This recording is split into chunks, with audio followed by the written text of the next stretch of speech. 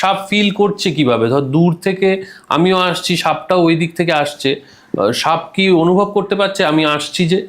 সাপ কম্পনটা অনুভব করে।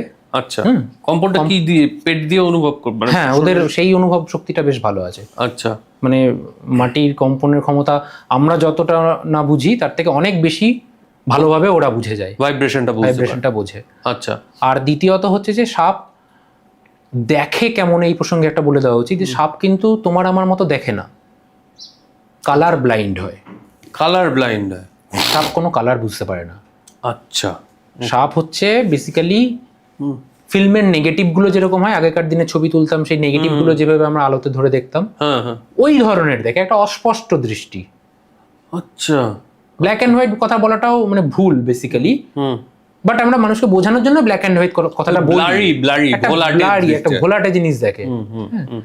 আর তার মধ্যে আবার কি, ওই লিভিং অবজেক্ট, ওদের যে বডি হিট রয়েছে, ওইটাকে আলাদা করে ওরা বুঝতে পারে।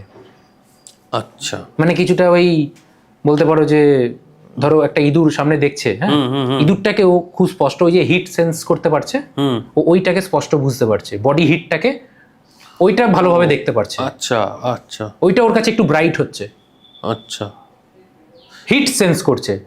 ও কিন্তু চোখে দেখে শিকার করে না, ও হিট সেন্স করে শিকার করে। আমার আঙুলটাকে কিন্তু ওইভাবেই ও অ্যাটাক করেছিল, ও তো চোখে দেখতে পাচ্ছে না, হিটটা সেন্স করে মেরেছে। ও ব্যাগের মধ্যে আছে, ও কিছুই দেখতে পাচ্ছে না, কিন্তু এই যে আঙুলটা ভুলবশত কাছাকাছি হয়ে গেছিল, হিটটা সেন্স করে বুঝে গেছিল যে কাছে ওর মানে বাইটিং রেঞ্জের মধ্যে পেয়ে গেছে, মেরে দিয়ে